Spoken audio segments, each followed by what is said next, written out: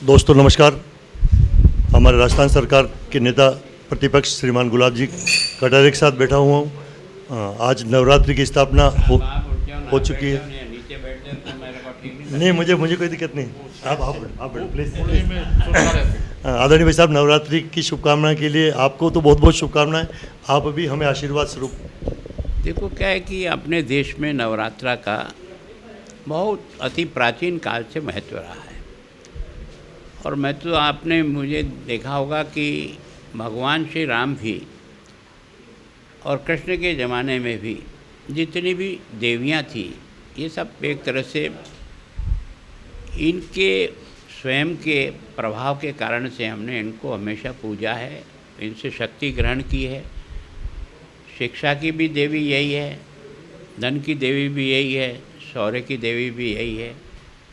और देश के प्रधानमंत्री जी आज से नहीं, जब एक स्वयंसेवक थे और जब संघ के प्रचारक थे, तब से नवरात्रि का व्रत रखते हैं। नवरात्रि के प्रति हमारी अटूट आस्था है। हम ऐसा मानते हैं कि हमें अपने नवरात्रि के माध्यम से अपने आप को भी ठीक करना है और उनसे आशीर्वाद लेकर के अपने काम को मजबूत करना है। पहली अमेरिका यात्रा ओबामा के टाइम पर देश के प्रधानमंत्री जी ने की। दुनिया नहीं जानती थी नवरात्रा क्या होता है, लेकिन जब प्रधानमंत्री जी 9 दिन तक वहाँ जब रहे तो उन्होंने केवल नींबू पानी पी करके अपना काम किया। ओबामा जो है अमेरिका का राष्ट्रपति, एक किसी भी देश के डिग्निटी से एक बार ही मिलता है, ये उनका प्रोटोकॉल है।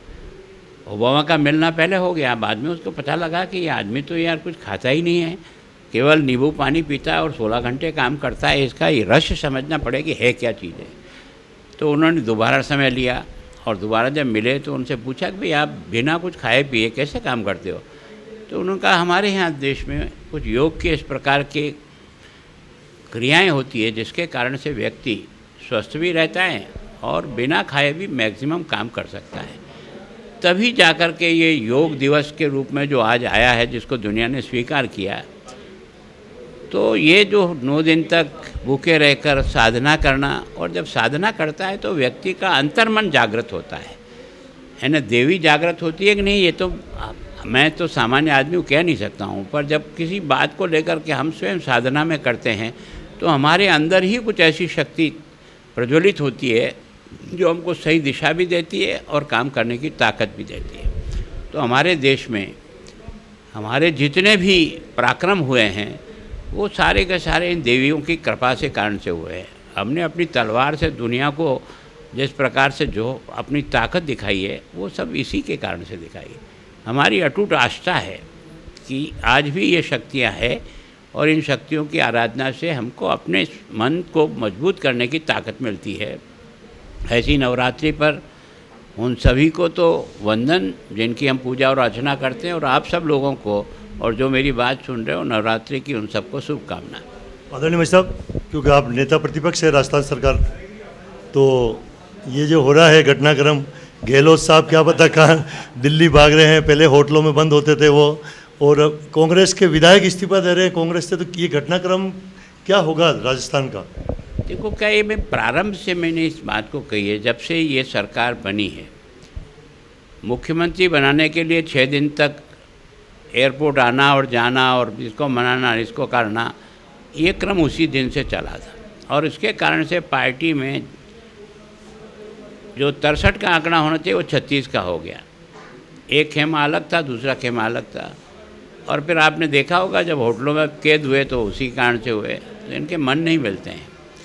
और इसके कारण से अशोक गहलोत वैसे पुराना आदमी है, जानकार तो है ही है, तो उसने जब पार्टी का अध्यक्ष बनना स्वीकार किया तो उसके साथ शर्त लगाई होगी उसने कि मुख्यमंत्री जो मैं चाहूँगा वो बनेगा। लेकिन अभी जो कुछ भी केंद्र ने शायद उनको कन्वे किया उसमें पायलट के नाम को आगे रख करके किया, और इसलिए अशोक गहलोत जी का ग्रुप जो है ना वो एक साथ इकट्ठा होकर के उसका मुकाबला कर रहा है। और कम और ज़्यादा मुझे तो लगता है कि अशोक गहलोत की भी इसमें श्रेय है। वो भी एक तरह से सीधा नहीं टकराना चाहता है, पर आड़ा टेढ़ा टकराने का मानस बनाया हुआ है। या तो उसे अध्यक्ष नहीं बनना है ताकि वो यहाँ मुख्यमंत्री बन करके इस बीमारी का निदान हो जाएगा, या जब अध्यक्ष बनना है तो पार्टी का टूटना तय है। दोनों बातें एक होगी कोई न कोई। सही है, तो ये भी हो सकता है। एक हमारे सुशील जी भाई साहब जो मंत्री भी है भाजपा कार्यालय में, इन्होंने एक लोकल वाला कार्यक्रम किया, लोकल टू वोकल। तो सुशील जी भाई साहब आप भी पास खड़े आ जाओ ना, इनके लोकल टू वोकल।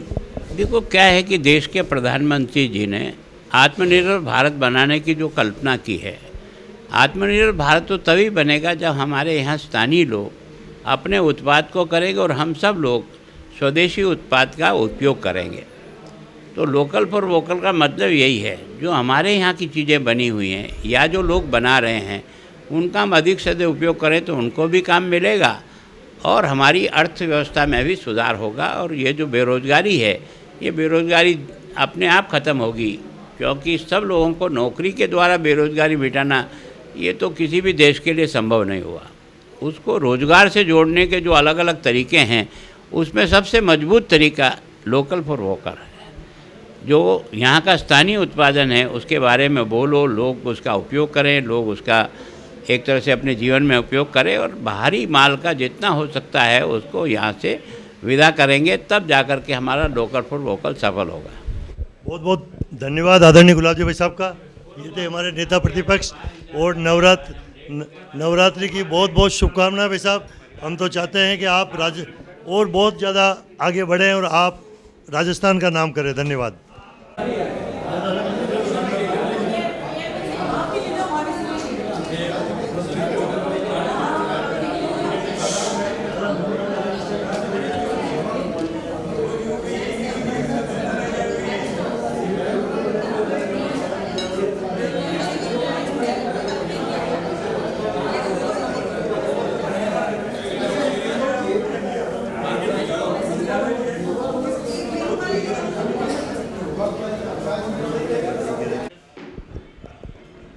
दोस्तों नमस्कार।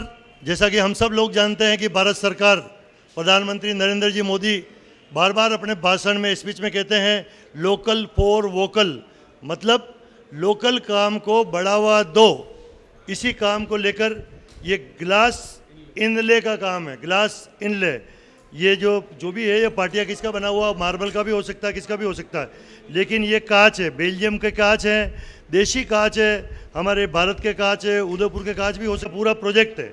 इनके कारीगर देखो इस पास में बैठे हुए हैं, हाथ से ये निर्माण कर रहे हैं। क्योंकि राजेश जी भाई साहब आप जानकारी दो पूरी, ये है क्या चीज़?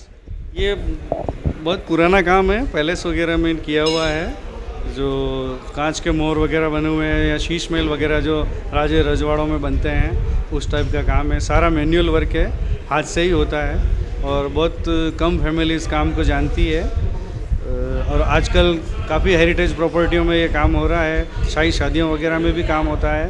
एक पिक्चर में प्रेम रतन धन पायो में भी शीश महल हमने ही बनाया था, उदयपुर का, उस टाइम लाल बाग के राजा का भी हमने ही करा था। काफ़ी सारी जगह काम हो रहा है और हम सिखाते भी हैं इसको। और जगदीश टेम्पल के पास में ही हमारा शोरूम और वर्कशॉप है, वहीं पे है। मुझे तो हमारा चैनल उदयपुर के लोग देखेंगे तो ये जो काम होता है, क्योंकि कांच तो इंडिया के भी कांच होते हैं और बेल्जियम से भी आते हैं, तो ये तो मुझे बेल्जियम के लग रहे हैं। ये बेल्जियम के कांच है, क्योंकि मैं बेल्जियम पहले गया था, वहाँ जाके आया था बेल्जियम में, तब मैंने कांच देखे थे। तो इसकी रेट में क्या है, ये जैसे ये सीन बना हुआ पूरा, तो इस सीन की रेट क्या स्क्वायर फीट में होती है? हाँ, डिज़ाइन पे और स्क्वायर फीट पे भी होता है। तो क्या भाव है? ये 7-8 हज़ार रुपये के करीब का है। ये देखिए, ये 8,000 स्क्वायर फीट में बनता है। लगभग 1.5 फीट तो ये चौड़ा हो गया और लंबाई है इसकी लगभग मुझे 2 फीट लग रही है। इसकी टोटल कॉस्ट 8,000 के करीब है। मतलब टोटल कॉस्ट इसकी 8,000 के करीब है। स्क्वायर फीट में होता है? स्क्वायर फीट में होता है 1,000 रुपये से लेके 4,000 रुपये स्क्वायर फीट तक। जितना बारीक काम होता है उस हिसाब से रेट होती है। आपने राजेश जी, मायूसी जी ने ना प्रेम रतन धन पायो में जो शीश महल था, उसको पूरा संपूर्ण आपके द्वारा उसको बनाया गया था। ये देखिए हमारे गुलाब जी भाई साहब आदरणीय लोकल फॉर वोकल को बढ़ावा देने के लिए हमारे स्थानीय यहाँ के उदयपुर के गांची है, उनसे बात करते हुए और उनको देखते हुए टोपले बना रहे हैं। तो आदरणीय भाई साहब, ये जो गांची समाज है, आप बरसों से जानते हैं इनको, ये जो हाथ से बना रहे हैं उनके बारे में 2 शब्द। देखो क्या है कि हमेशा से हम सब लोग इनके द्वारा बने हुए सामान का ही उपयोग करते थे। ये जितने भी रेडीमेड जो आपको आए हैं उन्होंने इनके रोजी रोटी पे ज़रूर प्रहार किया है, लेकिन हमारी शादी ब्याह से लेकर के गाँव में कोई भी बड़ा कार्यक्रम होता था इनका ही उपयोग होता था। और ये जो है आज भी अपने घरों में पुराने ज़माने की इसी लगी होगी। तो वास्तव में देश के प्रधानमंत्री जी चाहते हैं कि हम लोकल जो प्रोडक्ट है जो लोग बनाते हैं उनका ही ज़्यादा से ज़्यादा उपयोग करना चाहिए, ताकि रोज़गार भी मिलेगा और आत्मनिर्भर भारत के बारे में जो कल्पना की है वो जब तक रोज़गार को सृजित नहीं करेंगे तब तक नहीं होगा। और ये बहुत पीढ़ी दर पीढ़ी इनका काम चल रहा है, आज भी होता ज़रूर है लेकिन उतना नहीं हो रहा है जितना पहले होता था। बहुत बहुत धन्यवाद। ये भारतीय जनता पार्टी कार्यालय में लगाया गया है। आदरणीय जिलाध्यक्ष रविंद्र जी श्रीमाली भी मौजूद हैं और सब गजपाल सिंह जी भी मौजूद हैं, महामंत्री हमारे ग्रामीण के हैं। भारतीय जनता पार्टी के सारे कार्यकर्ता आप देख रहे हैं। और ये हमारे सत्यनारायण जी मोची साहब, भाई साहब के पास आइए। तो सत्यनारायण जी भाई साहब आप बताइए। ये उदयपुर की जूतियाँ पूरे विश्व में प्रसिद्ध है।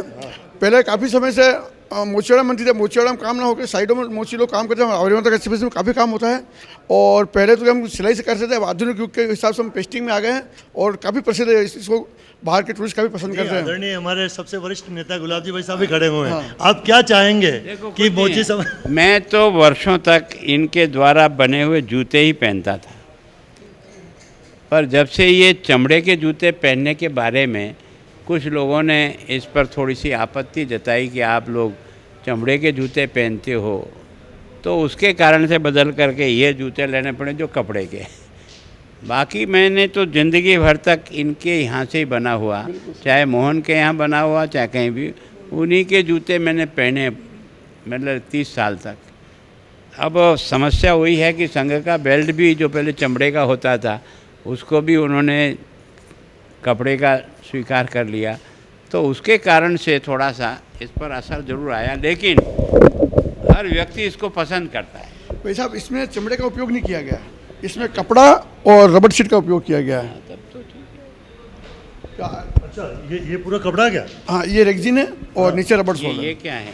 ये अंदर कपड़ा है, नहीं, ये किनारी ये किनारी भी कपड़े की है। अच्छा, कपड़ा और रेक्सिन है। देखिए आजकल तो सामान लेदर का होता, लेकिन ये बिल्कुल ही रेक्सिन है। अब तो कोई दिक्कत नहीं, बाकी वो जरूर थोड़ी सी चमड़े की दिक्कत आई। बहुत बहुत धन्यवाद आदरणीय गुलाब जी साहब को। यहाँ में मतलब खूब घुमाओ। पहले तो क्या अपने वो सब लड्डू बहुत होते थे ना, उसके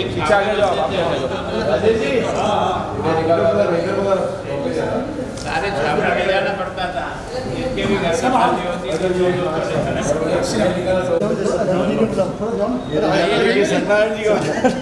सत्यनारायण जी भी ले जाएगा। इनका आशीर्वाद तो हमेशा बढ़िया जी।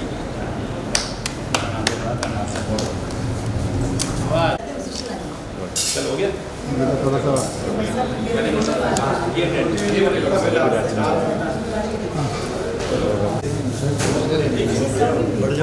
जय हिंद, जय मेवाड़। प्लीज मेरे YouTube चैनल को सब्सक्राइब जरूर करें। Thank you.